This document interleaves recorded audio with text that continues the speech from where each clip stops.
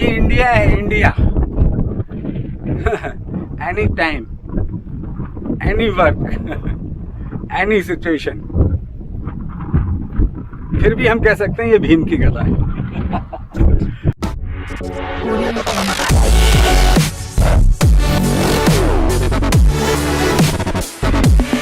नमस्कार, वेलकम, सत श्री अकाल, आदाब।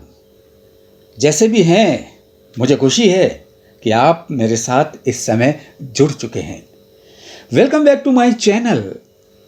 आज के इस ब्लॉग में देखना है कि मेरे इस सफ़र के कौन कौन हम सफ़र होंगे, यानी के जो होंगे मेरे इस सफ़र के हम सफ़र। अब हम रामनगर आ गए हैं। ये देख रहे हैं आप, सामने बोर्ड लगा है रामनगर का। ये रामनगर उत्तराखंड वाला रामनगर नहीं है, ये रामनगर है आंवला, बरेली एरिया में ये पड़ता है। आंवला के पास रामनगर है। और इस रामनगर की खासियत ये है कि यहाँ पांडवों द्वारा बनवाया हुआ एक किला है, फोर्ट है। उस किले पर हम आपको लेकर चल रहे हैं इस ब्लॉग में। और इस ब्लॉग में ये भी आप देखेंगे कि पांडवों ने अपने अज्ञातवास में या अज्ञातवास के अलावा पांचाल क्षेत्र है, यहाँ पर क्या क्या किन किन चीज़ों का निर्माण किया। ये यही क्षेत्र है, पार्श्वनाथ जी का विश्व प्रसिद्ध मंदिर है। और इस मंदिर की खासियत, इस मंदिर के विषय में हम आपको बताएंगे। लेकिन पहले आपको लेकर चले हैं रामनगर का वो पांडवकालीन, महाभारत कालीन किला, जिसमें पांडवों ने क्या क्या निर्माण किया, कैसे रहते थे, उनका कल्चर क्या था, उनकी संस्कृति क्या थी। इस मंदिर के विषय में बाद में बताएंगे। पहले चल रहे हैं रामनगर किला। ये बरेली यहाँ से 52 किलोमीटर है। हम जिस रास्ते से आए हैं वो थोड़ा सा शॉर्ट रास्ता था, 10-12 किलोमीटर कम थे, सिरौली बिशारतगंज होते हुए। ये देखिए, हमारी संस्कृति, एक ही गाड़ी में तमाम महिलाएं यहाँ बैठी हुई हैं और अपनी यात्रा कर रही हैं। जहाँ जाना है वहाँ जाने वाली हैं। ये इंडिया है, इंडिया, कोई भी, कहीं भी, कैसे भी। बस ये कीचड़ में से निकली हैं माता जी, और ये हटें, क्योंकि अगर इन्होंने पूंछ हिला दी तो छींटे हमारे ऊपर तक आएंगी। दोस्तों, हम भटक गए थे, थोड़ा सा भटक गए थे, अब सही रास्ते पे फिर से आ गए। सीधे कितनी दूर जाइए थे? ये आधा किलोमीटर। बाकी झूठ तो ना बोल रहे। ये खुजली कहाँ हो रही तुम्हारी?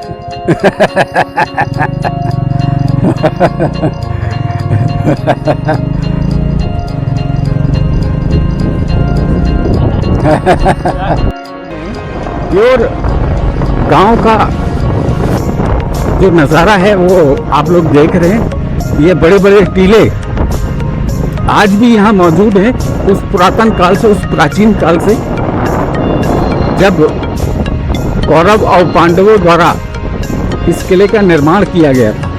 अब हम 2 रास्ते आ गए हैं। अब हम 2 रास्तों में से किस रास्ते की ओर बढ़े ये हमें पता नहीं है। एक रास्ता ये है और एक रास्ता ये है। अब हम किधर बढ़े हमें कुछ नहीं पता। अब हम इंतजार करते हैं किसी का, ताकि वो हमें सही रास्ता बता पाए कि हमें लेफ्ट साइड जाना है या सीधे जाना है। एक इधर गई, एक इधर गई। अबे यार, हम जाए किधर? पांडवों ने तो परेशान करके रख दिया है। चाचा, 2 रास्ते, एक इधर गई, एक इधर वाली पे। अच्छा,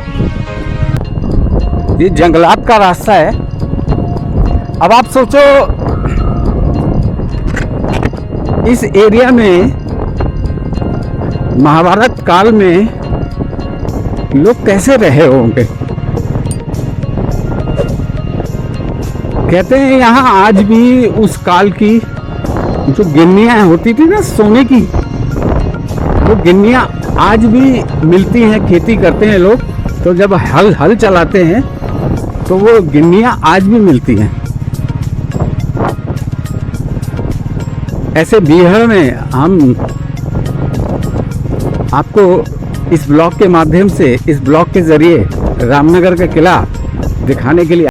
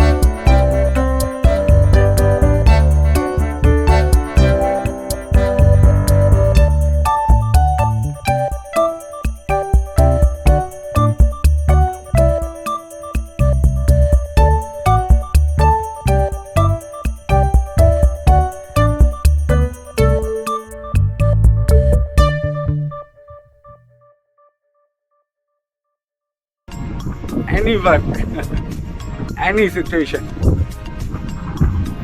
फिर भी हम कह सकते हैं ये भीम की गदा है। ये चारों ओर का नज़ारा देखिए, यहाँ हाइट पर आकर ऐसा लग रहा है कि कूलर की हवा हमें लग रही है, ठंडी ठंडी हवा। नीचे तो गर्मी लग रही थी। ये जो खेत है ना, ये उसी ज़माने के ज़मीन है। आज भी हम पेपरों में कभी कभी पढ़ लेते थे या आता रहता है कि यहाँ खेती करने पर उस ज़माने के सिक्के चांदी के, सोने के और सिल्वर के, कांसे के, तांबे के निकलते रहते हैं। दूर आप लोग देखें, दूर दूर तक शांति, एकांत, जंगलों के बीच में ये स्थान, जहाँ रामनगर का ये किला, तो किला उस वर्तमान स्थिति में तो नहीं है, लेकिन उसके अवशेष यहाँ है। और इस पत्थर को भीम का गदा कहते हैं। हमारे और भी यहाँ कुछ मित्र लोग आए हुए हैं घूमने। भैया जी, ये भीम का गदा ही है? भीम का गदा बोलते हैं भैया। बोलते हैं, थोड़ा घूम जाइए। आप अपना नाम बता दीजिए। राधेश्याम। राधेश्याम जी, ये भीम का गदा लगता है आपको? लगता तो नहीं, बताते तो कुछ लोग, तो इसीलिए देखने आए? इसीलिए देखने आए हम तो। अच्छा, तो यहाँ आके कैसा लग रहा है? यहाँ के बहुत बढ़िया लग रहा है। हम तो दूसरी बार आए हैं। अच्छा, सेकंड टाइम आए हैं।